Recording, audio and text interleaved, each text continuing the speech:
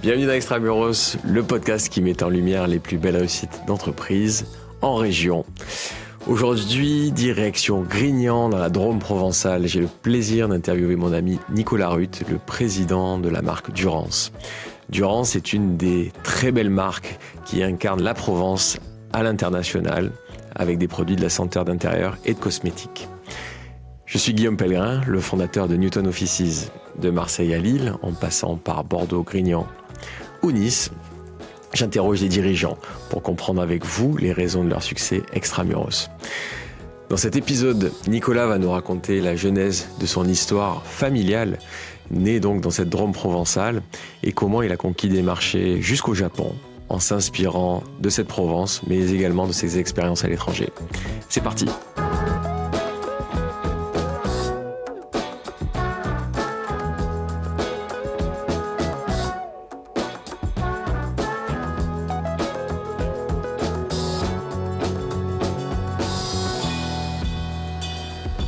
Bonjour Nicolas. Bonjour Guillaume.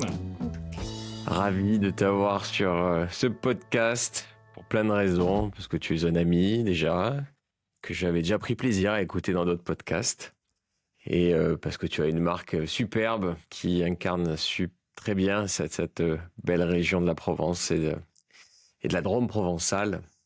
Merci Donc beaucoup. bienvenue. On va commencer par l'histoire de Durance, l'histoire même de ta famille qui va expliquer l'histoire de Durance. Est-ce que tu peux nous en dire un peu plus? Bah écoute, avec grand plaisir. Ma famille a racheté en 97 une ferme qui s'appelait le Lavandin de Grignan et qui est à Grignan dans la Drôme provençale, qui est vraiment un petit bijou, un village qui est un petit bijou du nord de la Provence. Et donc c'était une ferme qui faisait de la lavande et du lavandin. Et de là, il y avait déjà deux métiers. Un métier qui était la senteur d'intérieur avec des petits pochons en tissu provençal, donc vraiment un produit typique de notre région. Et un deuxième métier qui était la cosmétique naturelle, parce que on distillait l'huile essentielle de lavande et on la mettait dans nos produits. Et également, en fait, on la vendait à Grasse en parfumerie. Donc vraiment deux métiers. Et sur ces deux métiers, on a continué à travailler avec des bougies, des parfums d'intérieur et puis également de la cosmétique naturelle. On a fait d'ailleurs un épisode avec Roberté, hyper intéressant avec Fabien, sur- notamment sur ça. Lavande, lavandin, tu peux nous expliquer la distinction? Enfin, une petite parenthèse, la lavande pour les nuls. Alors, normalement, les gens disent que la lavande, ça pousse uniquement à une certaine altitude et que c'est beaucoup plus fin et que le lavandin, en fait, c'est un hybride qui a plus de volume, mais qui est moins fin et qui peut être travaillé dans la vallée. En fait, la lavande, ça marche pas, ça pousse très bien également dans la Drôme. D'accord. Mais après, t'as pas le même rendement au mètre carré. Donc, la lavande est un peu plus fine, elle est un peu moins camphrée et le lavandin, voilà, c'est un peu plus vert comme huile essentielle. D'accord, d'accord. Mais je me rappelle très bien les pochons de lavande chez mes grands-parents, mes parents. Il y en avait un peu partout. Ça, Ouais, pour c'est ça, vraiment notre en métier Provence, d'origine. c'était le truc classique. Et à partir de là, donc, comment ça se développe? Et à partir de là, écoute, on avait un commercial qui était José, un historique qu'on a gardé longtemps, et qui vendait dans le pourtour méditerranéen, dans des boutiques cadeaux, déco, les chapelets de lavande. Et petit à petit, en fait, on est arrivé dans une situation où la décoration se développait un peu plus. Et il y avait un salon qui était maison et objets. Et on est arrivé sur le salon maison et objets. Et au fur et à mesure, on a recruté des multicartes. À l'époque, on n'avait pas les moyens de payer des exclusifs. On a recruté des multicartes et on s'est développé en fait sur des boutiques qui étaient des boutiques cadeaux, déco sur toute la France en fait, avec toujours nos deux offres, nos deux métiers, la santé d'intérieur et la cosmétique. Et petit à petit, en fait, on a développé, on a bien suivi nos clients et puis au fur et à mesure des années, on a étoffé également notre distribution à l'international. Donc, voilà, on s'est attelé beaucoup à la distribution et toujours améliorer l'offre produit. Donc voilà, mais ça a démarré vraiment sur des boutiques touristiques dans le pourtour méditerranéen et on est encore très présent, hein. C'est notre métier d'origine, hein, et on est encore très présent là-dedans. Ouais. Et auparavant, ton papa avait déjà de belles réalisations dans le secteur, quoi. Alors ouais, en effet, bon, papa, en fait, a fait une marque qui est un peu emblématique de notre région, de la Provence, qui s'appelle le Petit Marseillais et donc il a développé, en grande distribution, qui a été un véritable succès, hein, parce que je crois que c'est encore aujourd'hui le numéro 1 sur le gel douche, donc vraiment une belle réussite avec des produits, de grande qualité, donc non, non, c'est une super marque, et j'ai grandi avec cette marque. Ouais, ouais. Et donc dans belle marque maintenant, c'est Durance. Pareil, cet affluent du Rhône, c'est ça, c'est quoi cette genèse du coup comment vous lancez ça? Alors la marque Durance, déjà dans le mot Durance, tu as la Provence, tu as la France, déjà des résonances qui sont, excessivement, agréables et d'autre part, en plus, c'est la rivière de la Durance, c'est vraiment, une rivière, emblématique de la Provence qui traverse toute la Provence, qui nourrit, en fait, tous les vergers, toutes les cultures et qui donne de l'eau également au sud de la France pour boire. Donc, vraiment, c'était une belle marque qu'on trouvait et après on l'a développée. Alors après une marque, c'est ce que tu en fais, hein, au fur et à mesure des années, je pense qu'on a été consistant dans la qualité de nos produits, dans le choix de notre assortiment et de la distribution qui fait qu'on a fait émerger une marque. Alors pour ceux qui vous connaissent pas, c'est quoi vos produits phares? Nos produits phares, ben, j'en ai avec moi toujours, voilà, donc nos Ah produits phares. super. On a démarré avec ce produit qui est la bougie parfumée, qui est un produit qui est assez iconique, qui est toujours, qui était beaucoup de personnes aujourd'hui parlent d'éco-conception, qui était de la vraie éco-conception parce que c'est quelque chose qui est avec du carton récupéré, ondulé. On était déjà dans l'éco-conception à l'époque et qui est un produit qui est fini à la main avec un nœud de raffia à la main. Donc c'est toujours fait main et on fait très attention à ce que tous nos produits soient faits main. Donc c'est vraiment un beau travail qui est une bougie artisanale fabriquée dans nos ateliers. Et après, dans nos produits phares, on a fait un deuxième métier qui est la cosmétique. Et alors là, j'ai un super produit. J'en suis hyper fier en fait parce qu'il se vend très bien et l'histoire est assez belle en fait. Donc ça, c'est un baume corps, tu vois. Et ça, c'est vraiment un gros travail de toutes les équipes parce que on est parti. On savait que la bourrache, en fait, c'était une variété qui était une variété d'exception pour dans les fleurs et les graines de bourrache, en fait, sont très connues pour la nutrition. Donc, on a vraiment travaillé sur l'huile de bourrache. On a planté des champs en Provence, ce qui est pas évident la bourrache à cultiver parce que c'est une plante qui se développe un peu partout. Donc, c'est assez compliqué, mais on a réussi à cultiver la bourrache. On va continuer à la cultiver. On est en train d'investir là-dedans. Donc de cette bourrache, on récolte les graines. Les graines, en fait, on les presse. On les presse à froid, on a une huile de bourrache et on fabrique nos produits cosmétiques avec. Et donc c'est une vraie réussite parce que on intègre vraiment toute la chaîne de valeur. On est vraiment ancré dans notre territoire et puis ça plaît les gens. Alors les femmes, c'est beaucoup de femmes, moi, mes clientes reçoivent de la qualité. Alors je peux témoigner que les bougies se terminent à la main, mais j'ai eu la chance de venir visiter ton usine. Et c'est passionnant de voir. Moi, j'adore ça. Je viens pas je bosse pas dans l'industrie, donc j'adore voir les petits gobelets comme ça se remplir et les bougies se former et être terminées en effet à la main. Et d'ailleurs, pour ceux qui peuvent nous regarder plutôt sur YouTube, vous aurez la chance de voir la bougie de Nicolas ou d'aller sur le site ou dans les boutiques pour vous reconnaîtrez, je pense, assez facilement cette bougie. La bourrache, hyper intéressant. Comment ça marche? T'as acheté des champs? T'as recruté? Il y a des salariés à toi qui sont agriculteurs. Comment tu montes comme ça cette filière? Alors on a fait un partenariat avec des agriculteurs. Donc nous, on leur garantit, on les paye en fait, on leur garantit voilà qu'on va récolter et qu'ils vont pouvoir nous vendre des graines.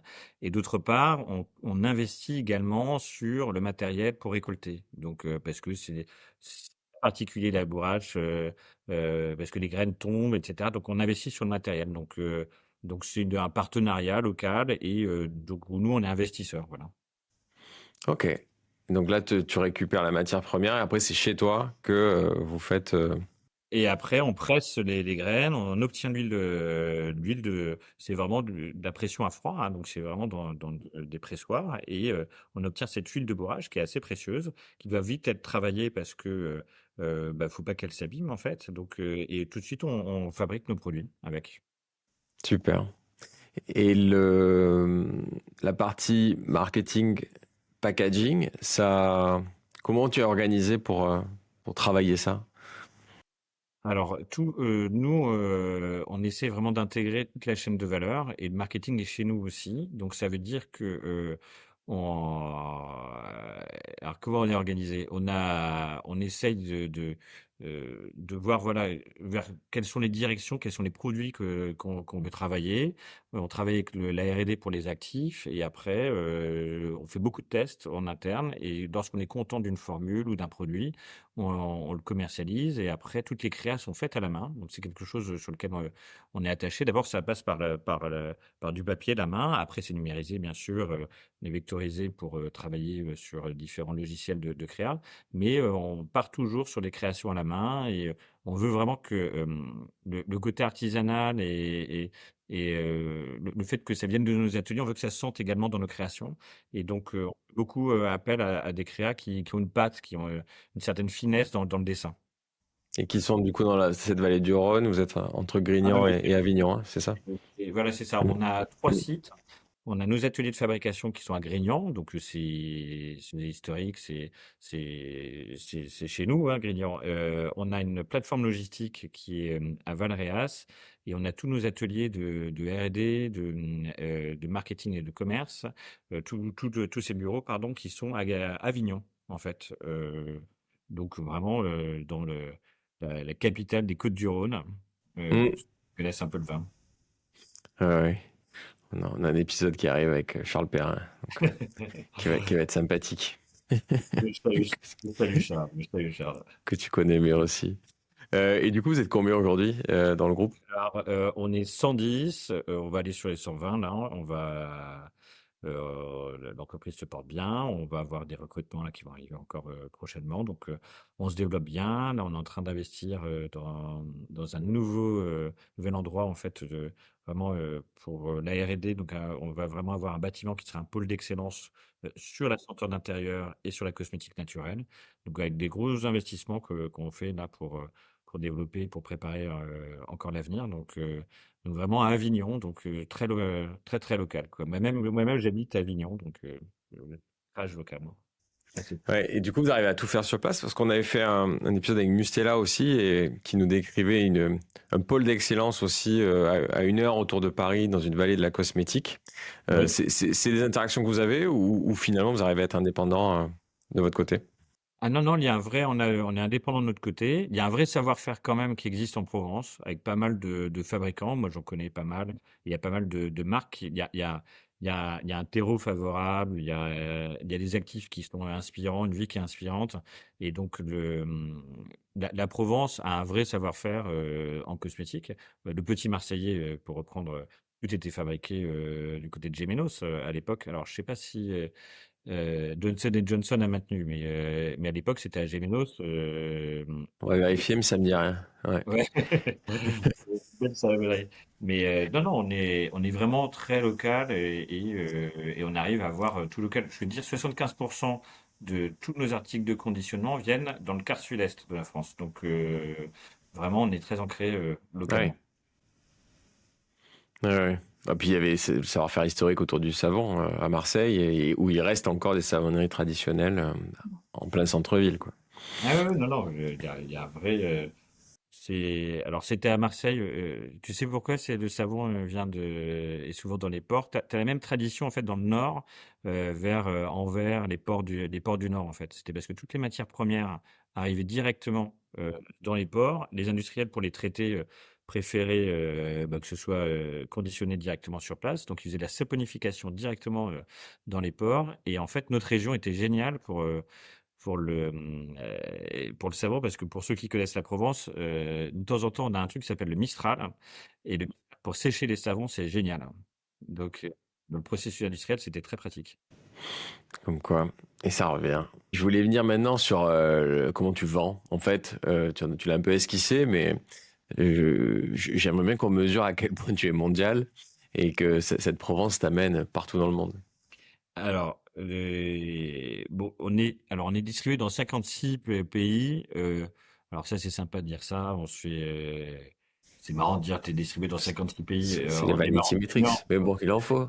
Voilà, c'est ça, c'est rigolo. Bah, en gros, on est très présent dans une dizaine de pays qu'on travaille très très bien, dont le Japon, qui est un pays assez lointain et que j'adore, mais on est présent dans 56 pays et on est distribué à peu près dans 3600 points de vente. Voilà, on a 3600 points de vente où tu as un produit Durance, après avec plus ou moins d'espace pour exprimer notre savoir-faire, mais voilà, à peu près 3600 points de vente. Et ces points de vente peuvent être assez semblables. On est toujours autour de l'univers de la maison. Ça peut être la jardinerie. C'est quoi Alors le... on a différents, on a une distribution qui est, les gens disent omnicanal, qui est un terme qui est assez à la mode, mais on a nos propres boutiques. Donc on a une quinzaine de boutiques en propre qui fonctionnent bien, dans lesquelles on arrive vraiment à bien exprimer notre marque. On en a une quinzaine en France et on en a à l'international également. On en a au Moyen-Orient. Il y en a d'autres qui vont arriver en Asie là prochainement. Donc voilà, c'est ce qu'on préfère parce que tu as une vraie expression de la marque. Tu as également une vraie connaissance des clients, de leurs besoins. Donc non, c'est vraiment quelque chose sur lequel on investit beaucoup. Après, c'est un autre métier. C'est vraiment c'est le métier du commerce de détail. Donc c'est vraiment beaucoup de détails à régler, mais c'est passionnant. Et après, on est distribué dans des grandes chaînes. Donc, ça peut être les Galeries Lafayette, le Printemps, Truffaut, par exemple. Donc, on est dans des grandes chaînes de distribution dans lesquelles également on a tout un espace pour exprimer la marque. Voilà. Ouais. Souvent avec, il y a toujours les étagères Durance pour bien identifier On essaie d'avoir les l'emplacement. étagères Durance.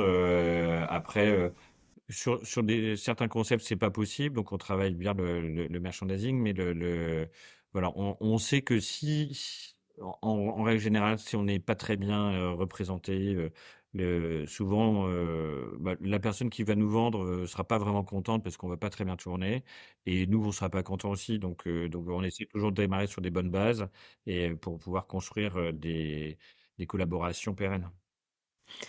Ton best-seller au Japon, c'est le même qu'en France ou en Allemagne? Tu vois des différences culturelles, du coup? Alors, tu as des vraies différences culturelles sur les parfums, déjà. Au Japon, c'est des odeurs qui sont très très douces, plutôt qui fonctionnent. En Allemagne, c'est la verveine, c'est des passionnés de verveine. Donc chaque pays vraiment très très différent. Et après, les produits sont également différents. Au Japon, il faut des petits produits parce qu'on est sur le marché du cadeau. Donc ils adorent les petits produits et qui soient très très bien emballés, avec beaucoup d'emballage. C'est un peu trop pour nous qui sommes nous, on trouve ça un peu sur emballage, mais c'est sur les codes du marché. Donc, il faut beaucoup de cadeaux. Après, au Moyen-Orient, c'est des notes beaucoup plus opulentes. Ils ont la tradition du oud qui est très, très forte. Donc, c'est des notes très, très chargées et que on vend pas très bien en Europe, en fait. Donc, vraiment, tu as vraiment des dynamiques de parfums qui sont différents selon les zones géographiques et de l'environnement dans lequel ils vivent. Et du coup, tu adaptes aussi packaging ou pas forcément, tu arrives à avoir tes best-sellers. Alors, on essaye de pas adapter le packaging. Hmm. En revanche, on peut adapter, avoir des notes par marché, des notes parfumées. Donc, on travaille ça et on suit vraiment on essaie de comprendre les besoins de chaque marché pour pouvoir s'adapter. Donc, vraiment des notes parfumées et également par exemple, si on a une nouvelle collection qui sort, je ne sais pas, je veux dire par exemple la fleur d'oranger, on essaye que à la fois certains produits plaisent sur le marché français, mais plaisent également en Asie, au Moyen-Orient, avec les best-sellers qui sont différents. C'est toi qui m'avais expliqué l'importance du sens de l'odorat, Ah oui, c'est un que je ne sens demande qui pas de placer dans les dîners très, pas mondains, très important. mais qui est donc un des sens les plus primaires en fait.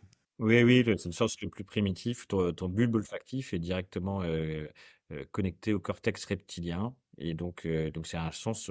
Ce qui est assez compliqué pour nous, c'est qu'il n'est pas normé. Donc, si tu veux, la vue, tu as des couleurs. L'ouïe, tu as des notes pour peu que tu aies un peu d'oreille.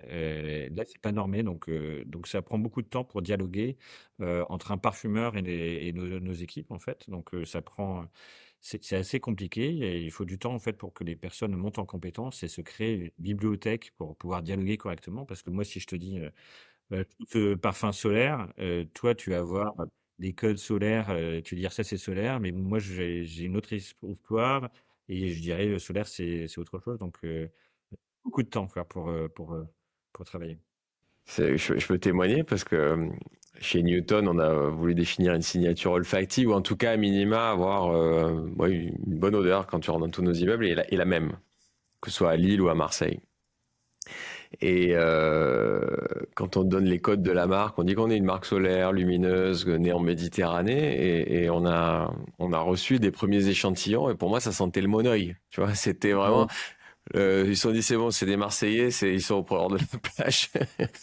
Et donc, j'avais vraiment l'impression de sentir la. Ça sentait bon, mais ça sentait vraiment la crème solaire. T'es dit, non, mais on est quand même un lieu de taf, c'est pas possible.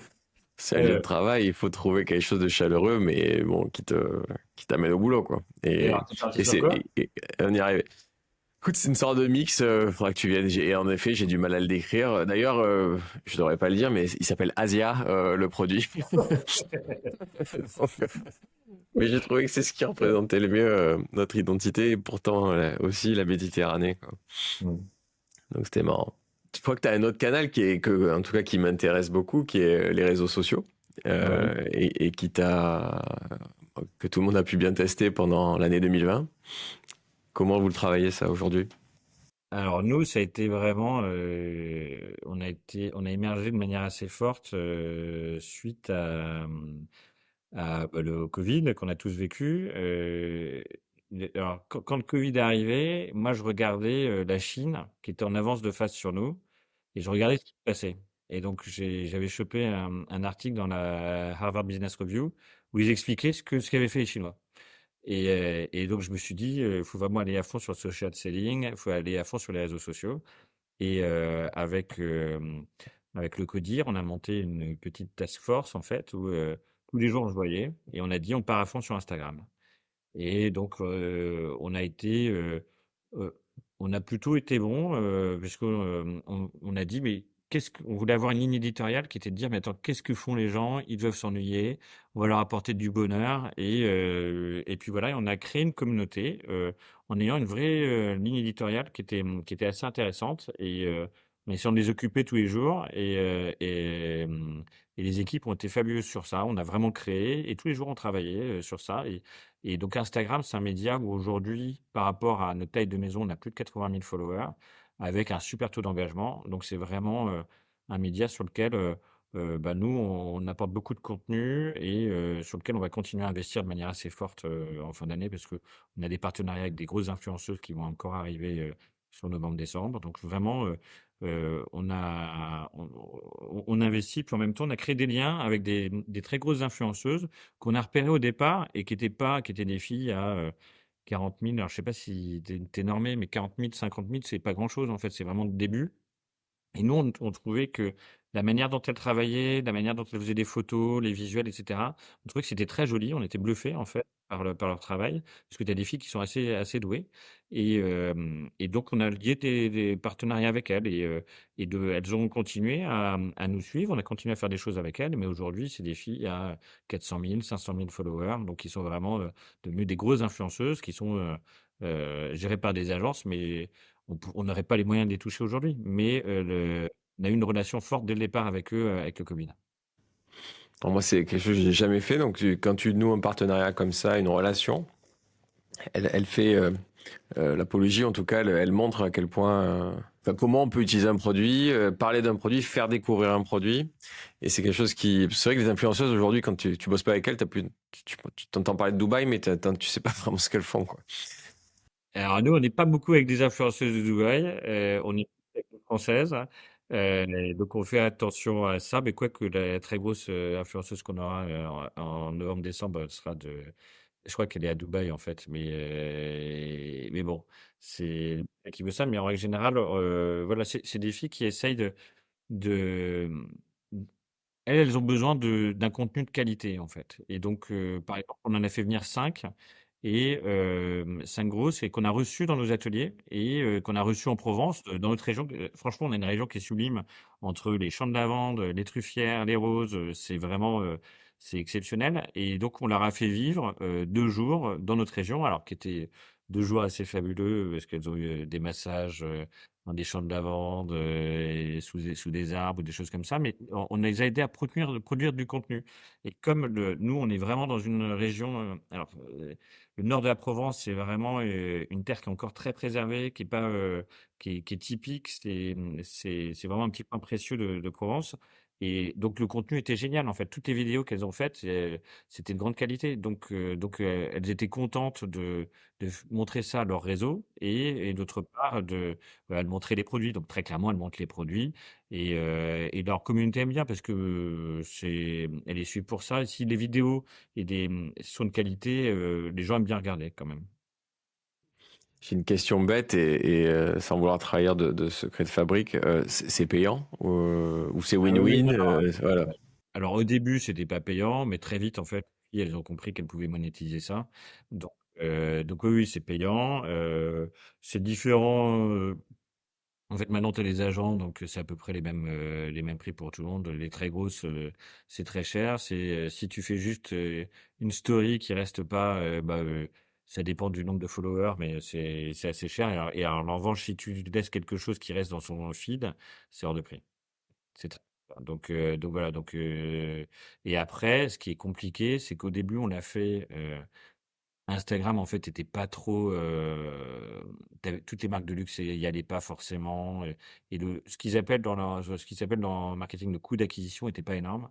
Aujourd'hui, ça explose totalement. C'est-à-dire que comme tu que Instagram et TikTok et c'est chez les très jeunes, en fait, quelqu'un qui est en position de force et un seul média et tout le monde se bat pour ce seul média. Donc, c'est les coûts maintenant, sont, vraiment, prohibitifs. Mais nous, on arrivait avant, en fait. Donc ce qui nous a permis à Martin. Et le avant, c'était 2020, quoi. Il y a 19-20, ouais, c'est ça, ouais. C'est Ouais, ça. ce qui est hier. Donc, on Ouais, a oui, c'est l'impression que vrai, c'est mais c'est vrai, c'est mais fou, quoi. quand Ouais. tu vois maintenant, on a des équipes qui font que ça, et quand tu Mm. vois, tu te dis, c'est vrai, mais c'était il n'y a pas si longtemps que ça, C'était il y mais a on a. 3 ans, quoi. Mais c'est une autre époque, quoi. Donc, Ah c'est ouais, fou la vitesse à laquelle ça va, quoi. ouais, tout à fait. Non. Bah, hyper intéressant, on n'en avait jamais parlé sur le podcast de cette façon de commercialiser. On est en Drôme provençal, tu l'as évoqué, et souvent dans le podcast, on essaie de voir le lien entre un territoire et l'entreprise. Comment vous l'intégrez ça? Comment ça vous nourrit? Ça semble assez évident pour toi, mais voilà. Alors nous, on essaie déjà. C'est comment ça nous nourrit? Il y a déjà par de collaborateurs et collaboratrices qui travaillent dans nos ateliers, si tu veux.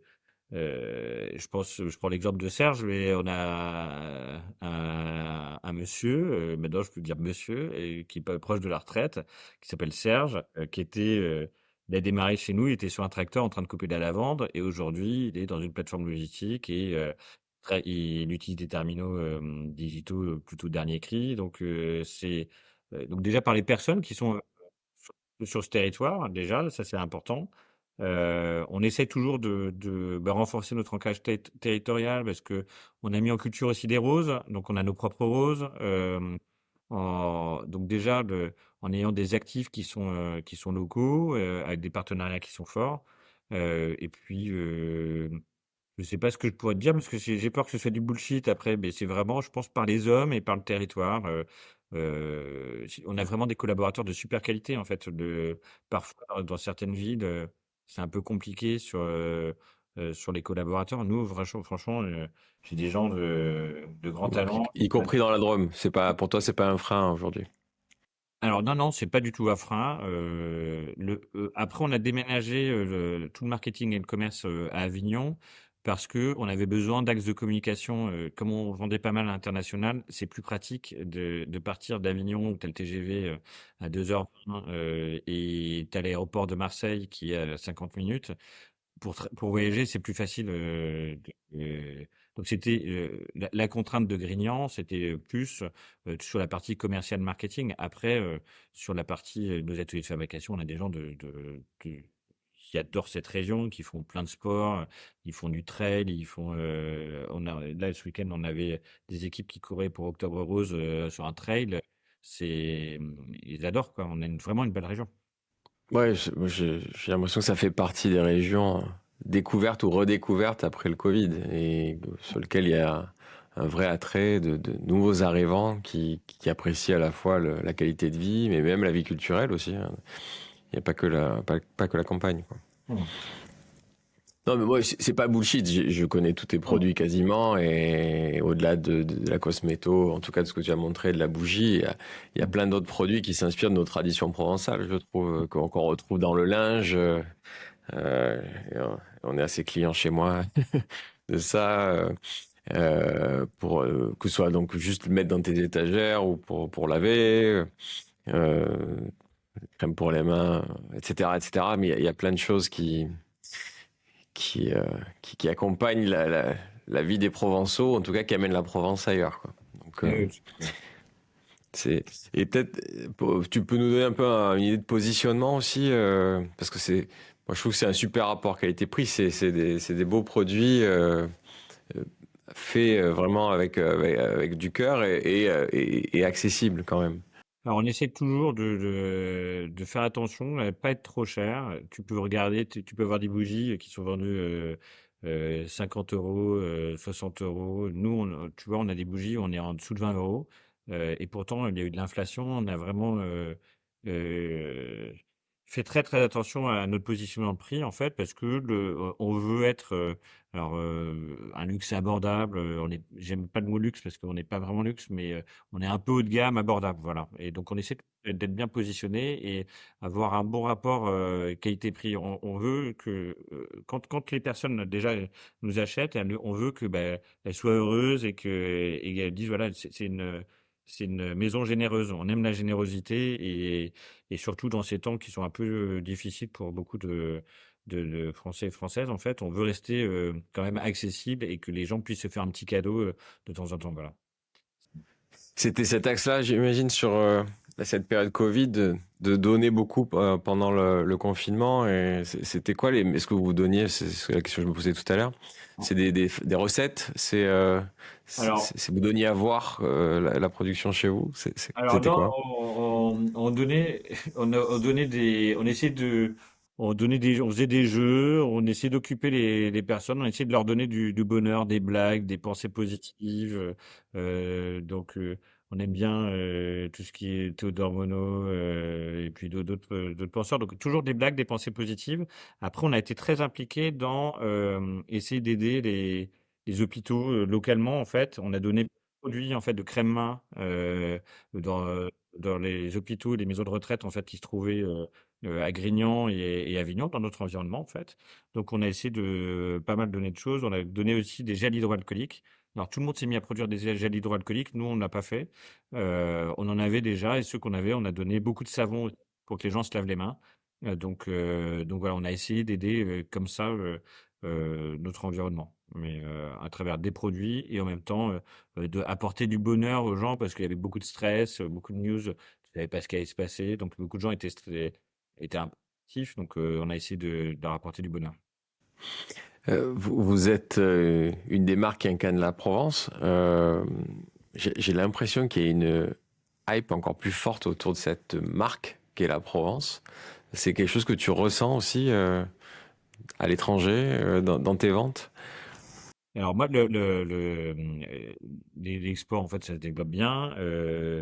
Et c'est vrai que quand tu vas à l'étranger, souvent, tu dis, voilà, qu'est-ce que vous connaissez de la France? Alors la France est connue quand même si la marque France a été un peu abîmée ces derniers temps avec ce qui s'est passé des révoltes là. Mais les gens te disent Paris et tu regardes, tu as des centaines de marques qui travaillent sur le Paris, tu regardes tout luxe, il y a beaucoup de très belles marques. Et après, ils te citent la Provence, en fait. Et derrière la Provence, tu as tout un univers qui est très fort, qui est porté par à la fois des marques de cosmétiques, par du parfum aussi, par le rosé aussi, par exemple. Rémi Charles, qui développe bien le rosé à l'international, porte aussi cette Provence, en fait. Donc, vraiment, cette Provence est connue et c'est à chaque fois, il te cite Paris et la Provence, en fait. Et donc, c'est vrai que nous, on s'appuie sur cette force qui est la Provence, qui est notre territoire. Et le travail de toutes les autres maisons nous aide aussi. Bon, alors moi je prends toujours plaisir avec toi parce qu'on peut parler de plein de choses. On parle souvent du Japon, on parle souvent de théâtre. J'aimerais bien à nouveau t'entendre un peu sur ces deux thèmes un peu différents. Alors, j'aime Celui que tu vraiment. veux, prends celui que tu veux dans l'ordre. Bah, sur le Japon, tu sais que moi, je suis un grand amoureux du Japon. J'y suis allé une vingtaine de fois.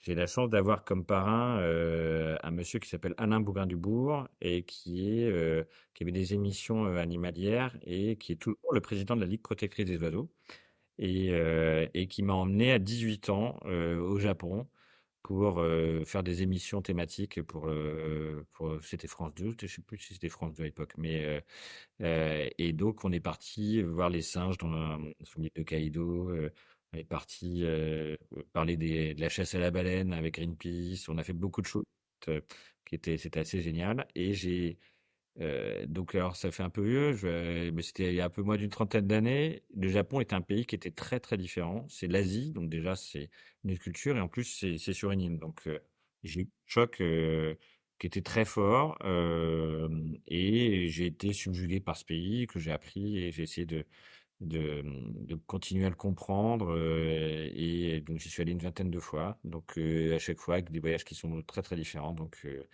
j'aime beaucoup et en plus c'est un bon marché. Donc si tu veux, On les aime encore plus ceux-là. voilà, l'un dans l'autre, Ouais. c'est passionnant et j'ai lu pas mal de livres sur le Japon. J'ai fait Kumeno Kodo sur le Japon. J'ai fait Kumeno Kodo, si certains auditeurs veulent faire un joli trek, c'est magnifique. C'est un trek spirituel qui est en dessous d'Osaka, qui est vraiment génial. Je suis allé en haut du mont Fuji. Moi, j'ai eu la chance d'y aller une seule fois. Et parmi les choses qui m'ont frappé, il y en a beaucoup, mais c'est cette excellence dans chaque geste, cette excellence pour tout, dans l'accueil, dans la cérémonie du thé en est une bonne illustration aussi. Et pour commander, tu commandes un café, ils vont s'appliquer comme jamais pour te faire le meilleur café. Euh, Là, j'avais un peu retrouvé ça aussi en visitant ton usine. Je, je sais pas si je me trompe, mais tu as aussi importé, du coup, en faisant quelque chose de très provençal, ce que tu avais vu là-bas. Ah oui, alors c'est vrai qu'on essaye les Japonais font beaucoup confiance à l'intelligence collective et contrairement aux Américains qui sont plus sur le Fordisme, Taylorisme et la répétition des tâches en fait. Et nous, on a vraiment développé la polyvalence en fait aussi chez nous. Donc que faire confiance à l'intelligence de nos collaboratrices dans nos ateliers faire qu'ils aient de la polyvalence, qu'ils puissent faire des différentes choses, qu'ils sachent utiliser les machines et que ce soit pas une seule personne qui sache utiliser les, les outils qu'on leur confie.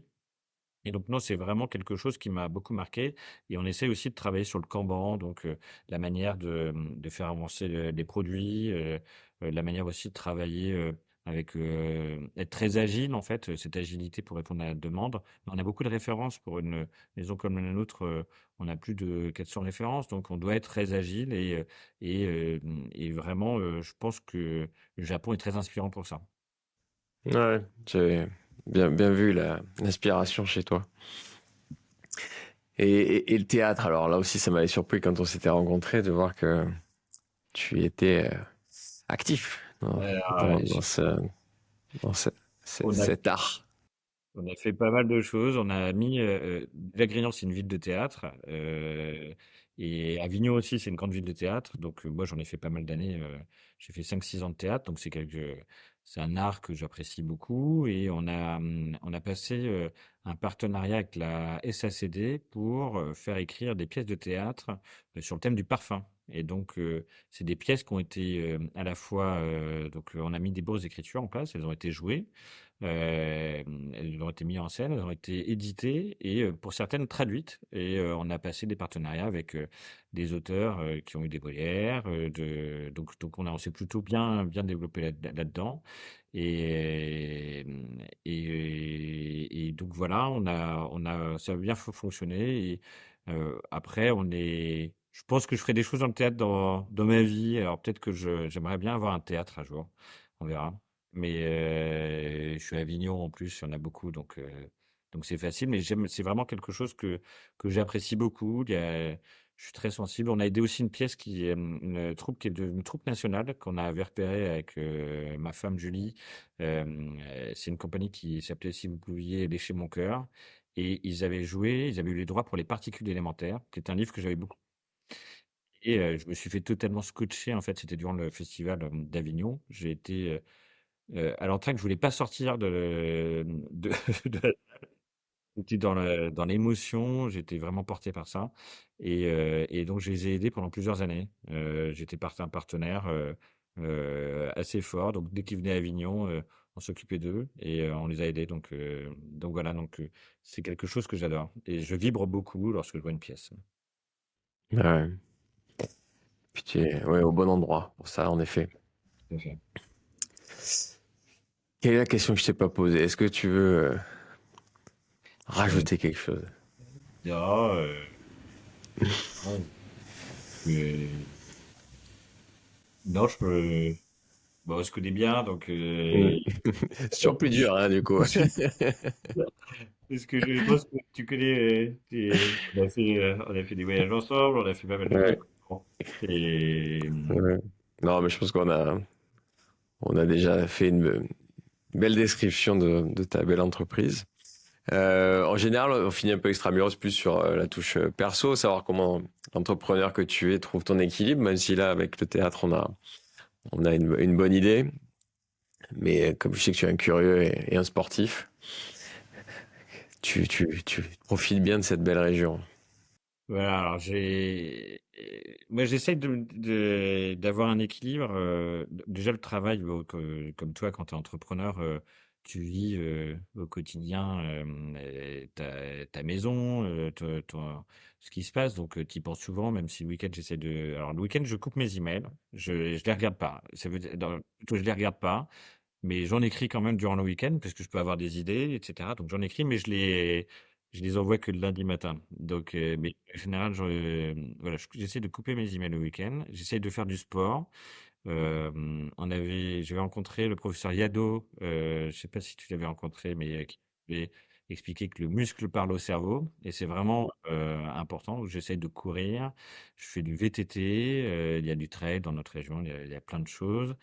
Et après, j'ai fait ma crise de la quarantaine en faisant une activité artistique. Je me suis mis à la batterie il y a 3 ans maintenant, et avec un super prof qui a écrit une méthode qui est assez connue en fait, qui a formé beaucoup de batteurs et qui est à Avignon. Elle a une chance incroyable. C'est un instrument qui me parlait beaucoup, et donc j'essaye de jouer au moins 10 minutes, 10 à 15 minutes tous les jours en fait. Donc parce que l'apprentissage, c'est vraiment la répétition. Et donc voilà, j'ai monté un groupe avec des copains. Et donc on se produit un peu de temps en temps. Et voilà, donc la musique me fait beaucoup de bien. Moi, je travaille beaucoup en musique. J'ai besoin le matin je mets toujours de la musique le matin, puis le soir aussi avant de quitter le bureau. La musique m'accompagne beaucoup. Ouais, dans ton métier créatif. Mm. Eh ben, merci Nicolas. C'était un bon moment avec toi. Merci Guillaume. Et bravo pour ce que tu as fait avec Durance. Et puis, on sait que c'est pas fini en plus. Merci. Merci, à très vite. À très vite. Ciao, ciao.